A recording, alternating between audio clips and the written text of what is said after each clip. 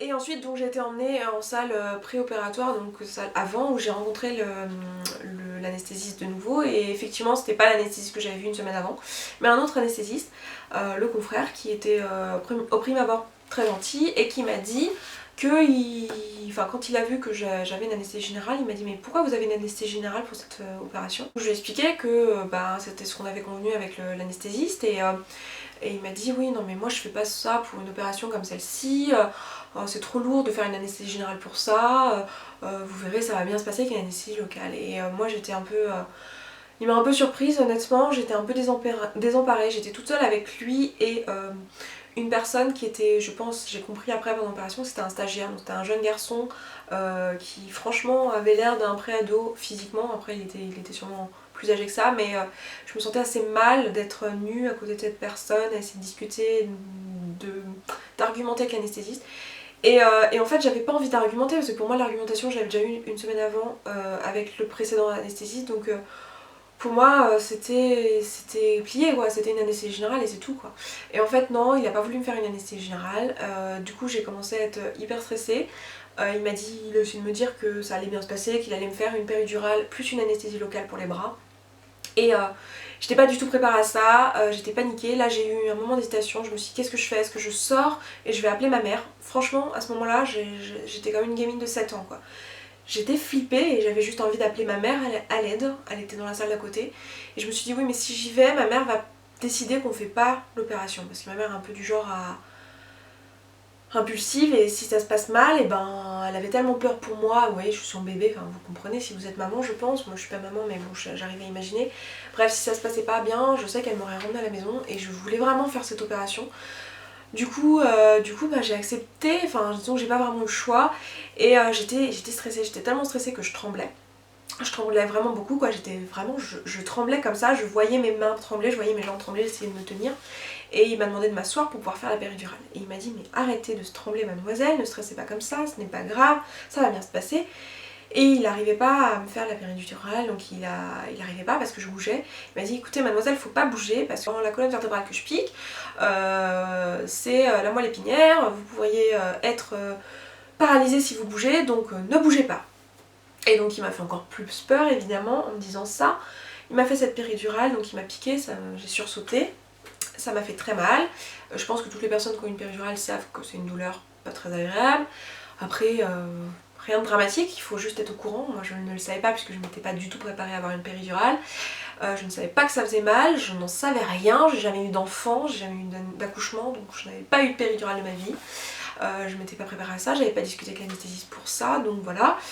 J'ai eu cette péridurale et d'un seul coup je ne sentais plus mes jambes, et comme il me venait de me faire peur en me disant que si je bougeais j'allais être paralysée, j'étais flippée, je lui ai posé des questions, je lui ai dit ah je sens plus mes jambes, je sens plus mes jambes. Il m'a dit mais ne paniquez pas mademoiselle, c'est normal, vous inquiétez pas, vous inquiétez pas, vous inquiétez pas. Il a pas arrêté de me dire vous inquiétez pas sans m'expliquer ce qui m'arrivait. Et il m'a du coup filé des espèces de... un masque avec je ne sais pas quoi dedans pour me détendre parce qu'apparemment j'étais trop stressée. Donc on m'a emmenée en salle d'op comme ça, et donc j'étais consciente de ce qui se passait. Je vous avoue que j'étais un peu stone parce qu'il m'avait filé des trucs, mais je me souviens de l'opération, j'ai vu les canules, alors ils m'ont mis un drap devant pour pas que je voie, mais comme ils m'ont retourné comme une crêpe, parce que voilà, ils m'ont fait devant, derrière, etc. J'ai vu les panneaux, j'ai vu les canules, j'ai vu mon sang et j'ai vu ma graisse dans les tuyaux, chose que je ne voulais pas faire. Je me souviens pendant l'opération que je n'étais pas paniquée durant l'opération parce qu'il m'avait tellement shooté qu'en fait j'étais euphorique, donc j'étais pas paniquée, mais j'ai vu tout ce que je voulais pas voir. À un moment donné j'ai commencé à avoir mal, l'anesthésie partait et du coup je l'ai signalé, on m'a refilé un peu de calmant, voilà. En plus je me souviens que j'avais mal au bras parce qu'il m'avait filé un truc, et comme il m'avait retourné comme une crêpe, ben, je sentais l'aiguille qui me rentrait dedans et j'essayais de leur dire, sauf qu'ils en avaient strictement rien à faire de ce que j'étais en train de dire, tout ce que je disais, enfin j'avais vraiment l'impression d'être un pantin. J'avais qu'une hâte, c'était que ça se termine, j'avais très peur pendant l'opération, j'avais l'impression, je me suis fait des films, je me suis dit ouais il pourrait me tuer, que je suis incapable de me défendre, je me sentais très impuissante, et on m'a rien expliqué, et voilà, et j'ai tout senti, j'ai tout vu, mais j'ai aussi tout senti. J'ai senti la sensation des canules et j'ai senti la sensation de l'aspiration, je l'ai senti, j'ai senti la violence, j'ai senti mon corps qui bougeait comme ça parce que c'est violent comme opération, et voilà, je l'ai senti, je m'en souviens, je n'étais pas paniquée pendant l'opération mais je m'en souviens. Je suis rentrée après ça dans ma chambre, donc je me souviens avoir été trimballée dans les couloirs, avoir été mise dans la chambre, avoir vu des gens dans la salle d'attente alors que moi j'étais ensanglantée sur une table avec un drap, voilà.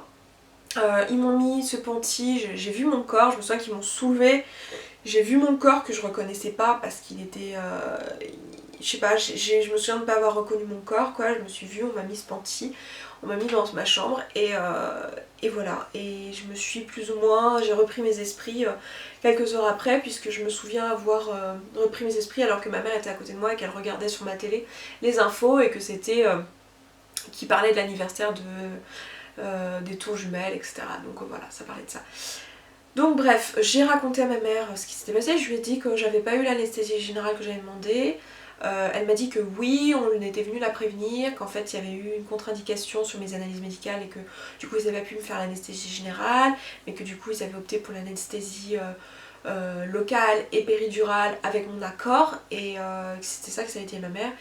Et moi je lui ai dit que à ce moment-là, une fois que tout était fini, je lui ai dit non mais c'est pas du tout ce qui s'est passé. Enfin le chirurgien m'a pas du tout parlé de problème sur mes analyses, il m'a juste dit que lui il pratiquait pas l'anesthésie générale et que j'étais en gros une petite fille gâtée et que mon caprice il allait pas l'assouvir. Donc ma mère était assez remontée, normale j'ai envie de dire. Voilà. Là on avait touché à son bébé donc vous imaginez même pas dans quel état il était. Mon copain était là, donc Jacques, qui était à l'époque mon copain depuis genre 6 mois. Qui n'avait jamais vu ma mère avant, qui a trop assuré, franchement mon chéri il a trop assuré ce jour-là, il a été là pour moi, je voulais pas qu'il me voie en fait dans cet état parce que j'étais pas très belle à voir à la sortie de l'opération. Mais bon j'étais contente moi, sur le moment voilà j'avais cette sensation un peu... alors c'est un peu bizarre quand on sort de là, on a mal partout, donc au début j'avais pas mal puisque j'étais fait encore l'anesthésie, ensuite j'ai commencé à avoir mal, mais j'avais tellement mal qu'en fait je ne sentais pas, je sais pas comment expliquer, genre j'avais les tissus qui étaient un peu comme anesthésiés tellement ils étaient abîmés en fait, je sais pas, c'est un peu dur à expliquer mais j'avais tellement mal que j'avais pas mal en fait, c'était genre j'étais un bleu géant, c'est vraiment quand on me demande ce que ça fait comme sensation c'est ça, c'est à dire que vous avez le corps qui est bleu intégralement parce que l'opération est tellement violente que ça pète les vaisseaux clairement, du coup vous avez le corps intégralement bleu. Mais voilà, j'ai pas reconnu mon corps en fait, je le touchais et mon corps avait diminué de volume, c'était assez bizarre. Donc le soir même, le lendemain le corps a gonflé parce qu'il a réagi, donc le lendemain vous êtes même limite plus rose que la veille. Mais bon voilà. Et pour la petite histoire, quand j'ai essayé de me lever pour la première fois, alors que je me sentais bien, en fait je me suis évanouie, j'ai eu une baisse de tension et avant d'avoir cette baisse de tension et de m'évanouir, je me souviens avoir perdu l'équilibre parce qu'en fait on m'a enlevé au total 9 litres de graisse et 9 litres de graisse ça représente à peu près 7 kilos donc c'est énorme et en fait ça change votre centre de gravité et du coup votre équilibre est complètement... perdu. J'ai eu la sensation d'être comme si j'étais sur une poudre, que j'allais tomber mais que je n'arrivais pas à retrouver mon équilibre et je me suis effondrée quoi. Donc le lendemain j'avais perdu beaucoup de sang donc c'est assez flippant, les premières heures vous perdez en fait du liquide par les trous qui ont été faits par les canules, donc vous perdez le reste du liquide mélangé à votre sang, donc c'est un peu... c'est dégueulasse, hein, c'est beaucoup d'eau, c'est mouillé, donc c'est une sensation mouillée qui est pas très agréable et c'est pas juste du sang, c'est du sang mélangé à de l'eau. Et c'est assez impressionnant parce que vous perdez beaucoup de liquide. Le lendemain, donc mon chéri avait ramené sa mère je crois, je sais plus qui m'a ramené en voiture exactement, mais on est rentré en voiture et j'avais prévu moi, j'avais prévu de rentrer en vélo chez moi, à ma coloc. Mais non, mon copain a fait en sorte que quelqu'un vienne me chercher en voiture. Lui il avait pas de voiture, il avait pas le permis à l'époque, mais que quelqu'un vienne me chercher en voiture et en fait il m'a ramené chez sa mère qui me connaissait pas, qui m'avait genre vu une fois parce que je vous rappelle que ça faisait 6 mois que j'étais avec Jacques. Il m'avait vu genre une fois et voilà, et elle s'est occupée de moi, elle m'a gardée dans sa chambre d'amis et elle s'est occupée de moi pendant une semaine. Enfin du moins pendant les 48 premières heures qui étaient importantes, à me faire les pansements etc. Et elle pense, et moi je pense aussi, et tout le monde à qui j'en ai parlé, qu'on n'aurait jamais dû me laisser rentrer chez moi parce que je perdais énormément. Voilà, et j'aurais pas dû rentrer chez moi, et je suis rentrée chez moi. Et surtout je suis rentrée chez moi sans rendez-vous pour une consultation post-opératoire. Mais je n'ai jamais revu ce chirurgien après. Donc, je n'ai pas de photos avant-après, enfin j'ai des photos avant mais j'ai pas de photos après. Voilà, je n'ai pas revu ce chirurgien, il m'a juste dit que pendant 3 semaines, donc je suis partie avec, à la maison j'avais des médocs, donc en gros j'avais du Dafalgan pour la douleur, et je devais garder le panty pendant 3 semaines, donc je l'ai gardé mes 3 semaines, ensuite je l'ai enlevé Et j'ai eu des petits soucis de... j'ai eu une des incisions qui s'est un peu infectée, donc c'était une proche de l'aine, parce que forcément proche du pubis ça a tendance à s'infecter plus facilement. Donc j'ai une des incisions qui s'est un petit peu infectée, mais ça s'est réglé assez facilement. Voilà, j'ai eu mal, vraiment mal pendant 48 heures. Et l'œdème a mis quand même, enfin le bleu a mis quand même longtemps à se résorber. J'ai eu très mal pendant... très mal pendant 48 heures et quand même assez mal pendant 10 jours. Au bout de 10 jours, je pouvais tout faire. Voilà, je sentais que mon corps n'était pas encore remis en place, mais je pouvais tout faire. Genre j'avais plus de problème pour croiser mes jambes, pour m'asseoir, pour me déplacer. Au début, ça me faisait mal, genre très mal, genre... Enfin, c'est une douleur, enfin comme je vous dis, c'est une douleur qu'on connaît, hein. C'est vraiment la douleur qu'on a quand on a un bleu. Donc dès que je touchais un peu, j'appuyais un peu, même juste un petit peu comme ça, je sentais comme un bleu, donc ça me faisait mal. Donc c'était un peu chiant parce que je pouvais pas genre mettre mes vêtements, ça me faisait mal, me déplacer, si je me cognais contre un truc, même juste frôler un mur ou je ne sais quoi, ça me faisait mal. Donc c'était un peu chiant, mais c'était pas non plus une douleur insupportable. Je pense que c'est beaucoup moins douloureux que beaucoup d'opérations de chirurgie esthétique. Donc je n'ai pas eu de consultation post-opératoire, pour des raisons que j'ignore, je sais pas. En tout cas j'estime que j'ai mal été encadrée. Ce qui s'est passé, c'est qu'après ça j'ai juste essayé d'oublier ce qui s'est passé, j'ai essayé de passer à autre chose. D'autant plus que l'opération était relativement bien réussie, je veux dire on m'a quand même enlevé 9 litres de graisse, c'était très visible. Après tous les médecins que j'ai vus entre temps, que ce soit des médecins généralistes, d'ailleurs que des médecins généralistes, non j'ai vu une nutritionniste également, ils ont tous pensé que c'était juste aberrant d'enlever autant de graisse d'un coup, parce que généralement on enlève plutôt 3-4 litres, c'est déjà une grosse liposuction, et 9 litres d'un coup c'est énorme pour le corps, c'est trop, et encore plus sous anesthésie locale, que c'est quelque chose qu'on fait sous anesthésie générale ou alors qu'on fait pas et qu'on fait en 2 fois. Donc beaucoup de médecins ont pensé que ce chirurgien avait été juste imprudent de me faire ça, que c'était très dangereux, que ça allait, que j'étais jeune et que j'étais en bonne santé et que voilà, je m'en suis quand même bien tirée, mais voilà. Donc il s'est passé qu'après, donc j'en ai parlé un peu autour de moi et j'avais un ami à moi proche qui a sa mère qui a fait une liposuction dans l'année suivante et dans une autre clinique de la région pour laquelle ça s'est plutôt bien passé et qui travaillait dans le milieu médical et qui trouvait que j'avais été très mal encadrée et qui me proposait de m'aider à essayer d'avoir une indemnisation. Donc cette personne m'a proposé de m'accompagner revoir ce chirurgien quand même un an après pour essayer d'avoir des explications. Et donc le truc c'est qu'on a pris rendez-vous et donc avec ce chirurgien, puis le jour venu bah, c'est pas lui qu'on a vu mais son confrère qui est apparemment le responsable de la clinique je pense, je ne sais pas trop, mais qui avait l'air d'être son supérieur en tout cas hiérarchique, et qui nous a prétexté que ce chirurgien avait trop de travail ce jour-là et qu'il pouvait pas nous prendre en consultation, mais que c'était pareil de le voir lui ou l'autre. Donc moi j'étais très frustrée parce que j'avais besoin de voir ce chirurgien en face de moi, qui me donne des explications, qui m'explique ce qui s'était passé ce jour-là. Et c'est pas ce que j'ai eu. Donc ce nouveau chirurgien m'a proposé de me faire une retouche gratuite parce que effectivement en fait j'aurais eu besoin d'une retouche, ce qui est logique, ça arrive très souvent d'avoir besoin d'une retouche, surtout quand on enlève beaucoup de graisse puisque les tissus se remettent pas forcément en place naturellement très facilement. Il m'a proposé de me faire la retouche gratuite, normalement elle l'est dans les 3 mois qui suivent l'opération, mais là comme c'était un an après, il estimait qu'il me faisait une faveur en me proposant ça. Évidemment j'ai refusé, il était juste pas question que cette clinique m'opère, je n'ai plus confiance en cette clinique, voilà, c'est aussi simple que ça. Il estimait qu'il pouvait pas me proposer grand chose d'autre, que si j'étais contente dans mon opération, si mon opération au final le résultat était bon, de quoi je me plaignais, enfin bon bref, je suis repartie où en gros il m'avait fait comprendre que j'étais une petite fille pourri gâtée et que j'avais bien la chance que ma petite maman m'avait pu me payer une opération et que mes petits caprices de gamine, je pouvais me les mettre là où je pense. Je l'ai pourri sur tous les réseaux sociaux, sur tous les forums que j'ai pu trouver, mais c'est à peu près tout ce que j'ai fait.